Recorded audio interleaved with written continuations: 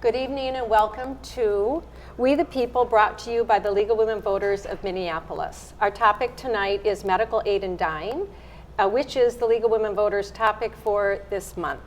My name is Catherine Shreves. And my name is Doris Baylor, and we'll be your host tonight for this evening's program. Our topic tonight is medical aid in dying. This is something that's become very important in the U.S. due to the increase in the number of our older population. Along with the technological advances in medical care, people are living longer. Our guest tonight is Rebecca Thoman, a physician who, Thoman. No, it's Thoman. Thoman, a physician who was trained in family medicine at the University of Minnesota. She's worked in public health policy for more than 2 decades. She currently manages Doctors for Dignity, an initiative of the national nonprofit Compassion and Choices. She's also a longtime member of the League of Women Voters. Welcome, Rebecca. Thank you. Thank you for being here. Thanks. So I think it would be best to start out by defining medical aid in dying, and then tell us how you became involved in the issue. Yeah, there's a lot of misconceptions sometimes about what it is exactly I'm talking about. So medical aid in dying is a very specific medical practice in which a terminally ill adult who has about 6 months to live, so would qualify for hospice, and has full decision-making capacity, can then ask for and receive a medication that they can self-ingest if and when they decide their sufferings become intolerable. So it really applies to very narrow clinical criteria for who can use this. It's not a broad brush.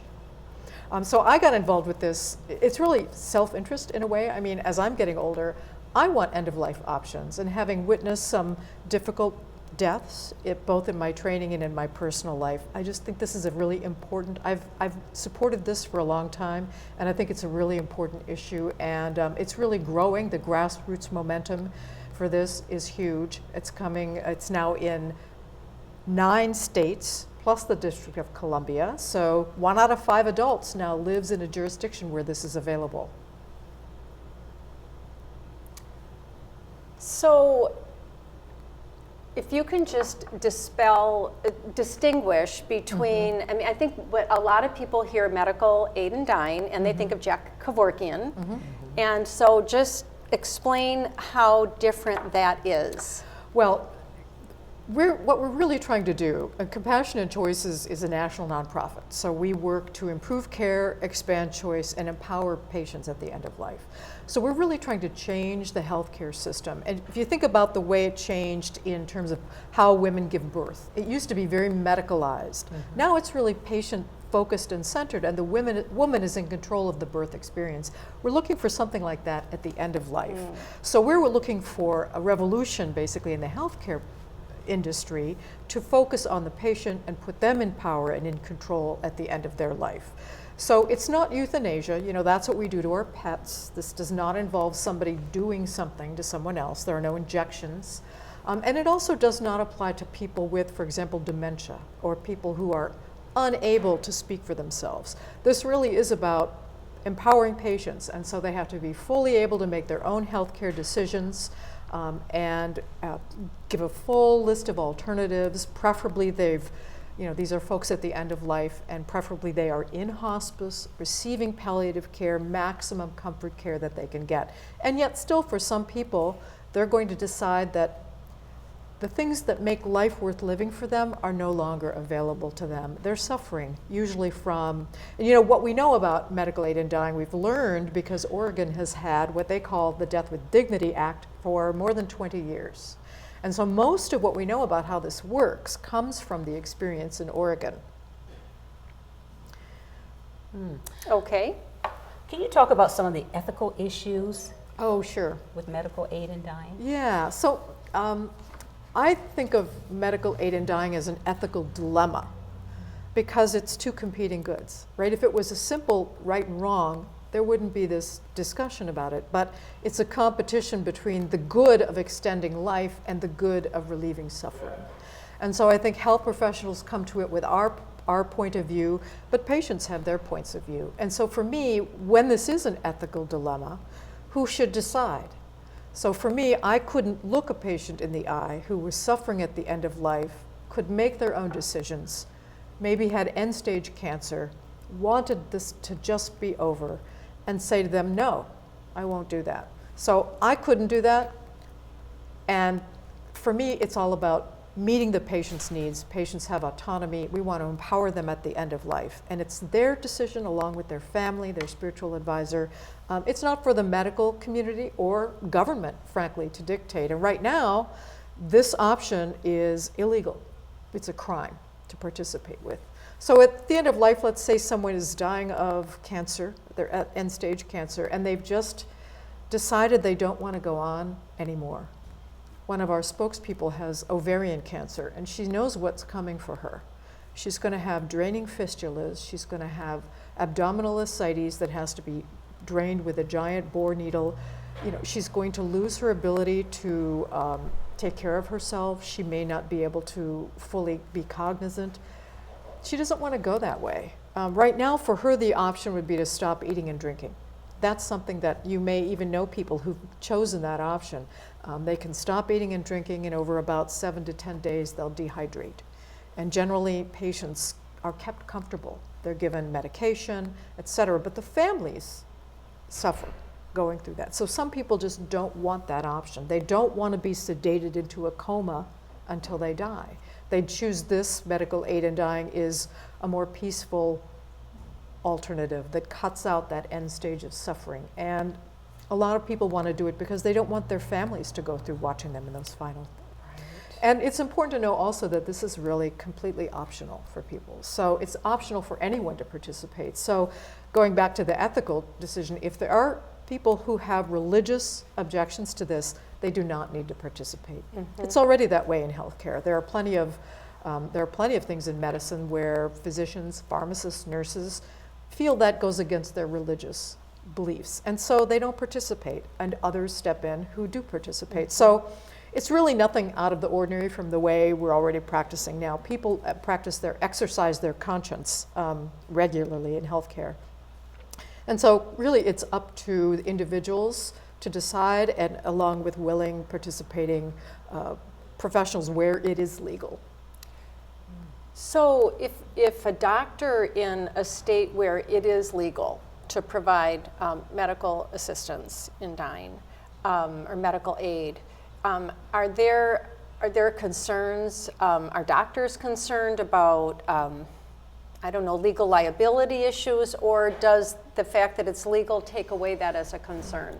Well, in every state that has the legislation, it specifically says that doctors who follow the protocol laid out in the law, and so there are requirements such as patients need to see 2 individual physicians, so they need to be confirmed twice that they qualify and that they have decision-making capacity.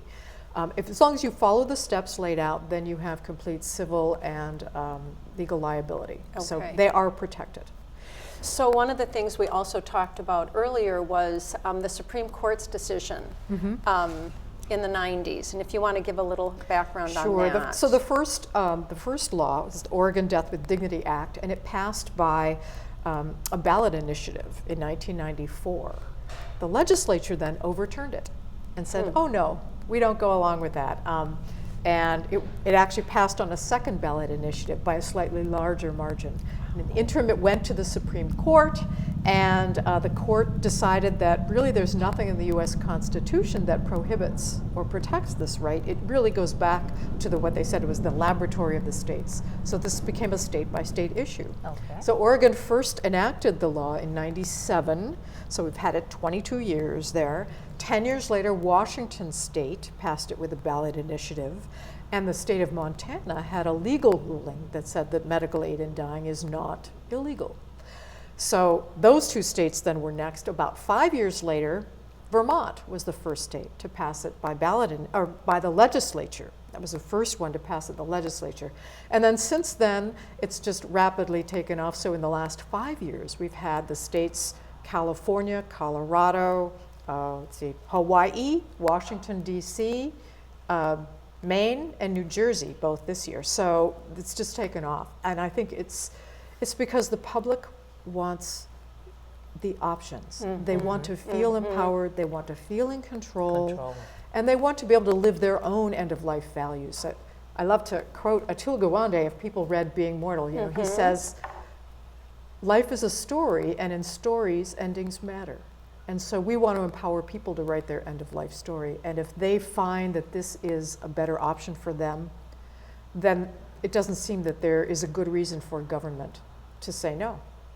So getting back to Atul Gawande's book, Yes. I thought the way that he handled, the way his father, who was also a doctor, handled the death process was very interesting, because the first doctor that he saw wanted to make him use all sorts of medical technology, which was going to make him miserable. And he said, and so then the conversations started to be about, what do I want right now? Right. What will be a good quality of life right now? And then, and at each stage, that decision had to be revisited. Right. And it sounds like this is just as that. Well, you know what's really interesting is that so once Oregon passed its law, there was real concern at the time. People who opposed it are now supportive of it, because some of the fears they had were allayed. And one of the concerns is that this is going to compete with hospice care. People are going to go get their pill, you know, instead of going into hospice care. It's actually 180 degrees from that. Hospice care has expanded. Oregon has the best hospice care in the country. There are much more open conversations. People in Oregon, 80% of them die at home, as compared to the national average, which is like 50%. There's less invasive procedures at the end of life. So the culture in Oregon has really evolved with this openness and willingness to talk about death. And so default do everything is not the default there anymore. Right. There's not a default. It's all about, what do you want? Let's think about what makes life worth living. And for everybody, that's going to be different. And so the medical aid in dying laws actually have not done anything to undermine hospice or palliative care, but there's some indications that they may have even improved it with these open conversations. Also, I think, you know, doctors have been faced with questions from patients who are asking about this, and so they're now thinking, oh, where's hospice? You know, so now they're referring to hospice, whereas before it was just assumed we do everything. And I think, you know, part of that is the way physicians are trained. That's what we do. We're trained to cure. New generations of doctors are coming up a little bit different. They have a different attitude. They haven't quite been as absorbed in this technology that, you know, we have to do this. This is what we do. So I think it's really changing. And what I always find is the youngest doctors and the oldest doctors seem to be the most supportive. But actually, the majority of physicians across the country actually are in support. It's a small majority. It's like 58%. It's about 30% who are opposed, and then there's that 10% who always need more information. And that kind of mirrors the public at large, because we know the public at large, Minnesotans at large, support this. There was a statewide survey, a professional survey, that showed 72% of Minnesotans support this option in every demographic, every political party, region, age group, religion. By the way, Catholics are usually off the chart. They're the highest supporters at 70%. And then the Sacred State Fair survey poll actually asked this question in 2016, and both state fair surveys showed 68% support. So we know Minnesotans want this. Our legislature is not on board yet, and I think it's our job now to get legislators to listen to people, because this is what they want. So let's talk a little bit about some of the hearings that we've had this fall in Minnesota, and who the players are in terms of pushing back against change, back against Minnesota moving towards having medical aid in dying? Well, you know, we've had, the bill has been introduced in pretty much a similar form. It's called the End of Life Option Act, and it's modeled after the Oregon law. And it was first introduced actually in 2015. Okay. So it's been around for a while. It did get some early hearings in the 15 and 16, and we did a series of listening sessions around the state. And so that's where we started to get feedback on things that we might want to change in the bill. And one of the things, for example, that was added was that Senator Eaton, Chris Eaton, who is the Senate author and is a nurse, she really felt strongly that we want to be clear that we want patients to really be referred to hospice, that's this is not a first alternative, it's more of a last alternative. And so we added to the bill that we expect physicians will, when appropriate, refer patients to hospice, not just tell them about their options, but actually provide referrals. So we, after going around with some listening sessions, she made a few changes to the bill. And then now for the first time this year, the House has taken up the bill, the House Health and Human Services Policy Committee. And our House author is Representative Mike Freiberg, who's a public health law attorney. And so we had an informational hearing, and that was really an opportunity for lawmakers to hear about it in detail so they can start asking questions. It's a new concept for a lot of them. They may have a lot of misinformation, like the public at large. So we wanted to get out there in front of them and just kind of lay out this is what it is. They also gave opponents the opportunity to speak against it. And so that was the first sort of information gathering. We're hoping that, and we'll go back again and see if the bill needs to be changed at all and come back and hope for a hearing that might actually have a vote. We've never actually had a vote on this yet. We've been really doing a lot of education of the public and of lawmakers, trying to get them familiar with this concept. And that's really what's ahead of us. I think a lot of the pushback comes from misinformation, a lack of understanding.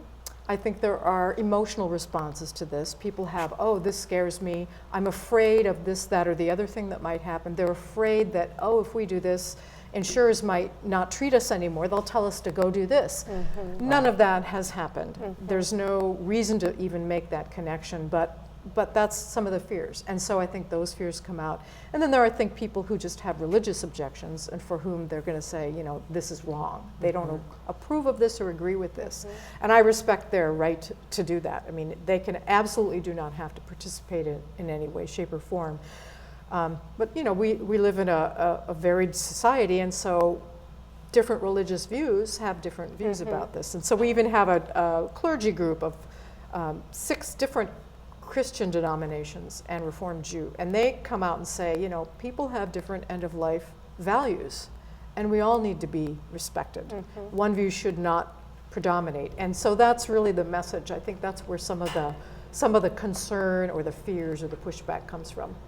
Well, so you had said Vermont was the first state that passed by the Legislature. legislature. So it sounds like Minnesota, that's the move, is to go with the legislature? Well, rather than California referendum? passed it by legislature, Colorado by ballot initiative, Hawaii was the legislature, DC was the city council, and both New Jersey and Maine were the legislature. So in Minnesota, we do not have ballot initiative. We don't have ballot initiative option here.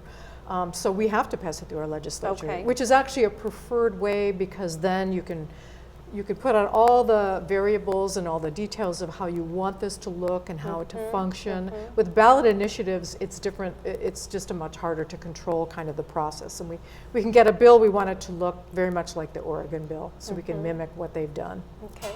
How do you respond to people who have questions about the language? Some say, I'm learning tonight, medical aid in dying, Right. and others say assisted suicide. Right. How do we educate ourselves so that we are not confused? Oh, that's a great question.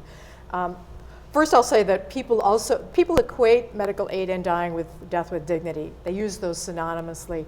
Death with dignity is the name of the Oregon law. It's the name of the Washington law. We've gotten away from using that because we heard from people that, well, when you say death with dignity, you know, you're suggesting I'm not dying with dignity if I don't use this. And so we do not agree with that. We think everyone determines dignity for themselves. So we don't equate the two. We call it medical aid in dying, sort of the medical practice. I think we're moving away from the term assisted suicide. It's an older way of thinking about it, older language. There are really clinical differences. After actually we have almost 40 years of cumulative experience with medical aid in dying across the states. It looks very different from what we would think of as suicide. So people who use medical aid in dying, they're terminally ill, 6 months or less to live, and they have full decision-making capacity. They're rational. They're not affected with any sort of mental illness. They can make decisions. They're really looking to preserve their sense of self. They're deeply connected to their family. They want a peaceful ending to their life. Suicide typically is happening with people who have a reversible or treatable mental health disorder, often mental depression or psychosis or addiction. They are self-destructive. They want to end their lives to destroy themselves, and it's really done in a violent manner most of the time. Half the time it's done with a firearm. So, this is a very different sort of profile of what we're talking about, and so to equate the two, we think they're distinct. And in fact, every state that has the laws in place has said in statute, this is not assisted suicide, because that has implications, legal implications, as well as people who are at the end of life, and if you're saying they're suicidal, that means to them that you think they're crazy or their thinking is wrong, when in fact it's not the same thing. So Yeah. one of the things had come across when I was reading some of the League of Women Voters materials was Brittany Maynard, and Yeah. that whole story. And I don't know if you want to talk a little bit about that. Well, I think it's a good example in a way, but it's not a good example in a way. So Brittany was a 29-year-old young woman. She was diagnosed with a brain tumor, a glioblastoma, a very aggressive brain tumor. She had brain surgery, she had multiple rounds of chemotherapy, and it was clear that this was returning and not going to be treatable. So early on, she decided, I'm going to get in control of this and I'm going to go to Oregon. So she lived in California and moved to Oregon. California had not passed the law at that time, so she moved to Oregon. Her husband, her mother, they pulled up roots, they moved to Oregon, they established residency, they got a whole medical team, and she moved in January and deteriorated over 9 months, ended up using the medication on November 1st of 2015. Was her case, did that help in passing the California? It did. law? One more point I Sorry. want to make, no, that's fine, is that what this law did was it enabled Brittany to live fully her last life. She was really an outdoors woman, and she would say, I can live to the fullest because I know that I have control. And I'm in charge of this. And it helped her live a more full life with the time she had left. What I think is unusual is that people don't typically have the ability, especially that late in a disease, to move to another state, nor should they have to. Leave their family behind, find medical care.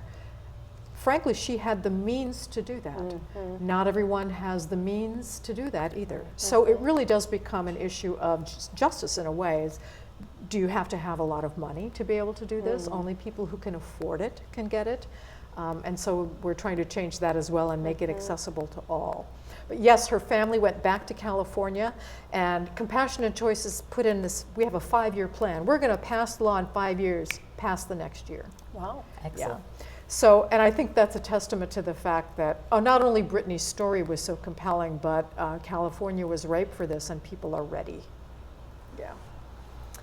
So what would you like to see the League of Women Voters do with this topic? Well, I'm thrilled the talk League of about it. Women Voters has taken this up because it's, what the League is all about is informed citizenry.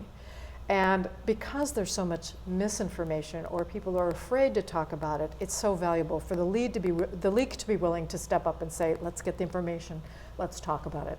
Other leagues that have done that, Utah specifically, I think New York and Maryland have all used the Utah study as a basis, and they've all come up with a position. So I think it's really great that Minneapolis is starting that, and hopefully the Minnesota League will follow suit or at least take up a study itself, because it really is a statewide issue. It's not a local issue, but the Minneapolis League was really interested in this. So I'm really thrilled and really grateful that the league is willing to start the conversation.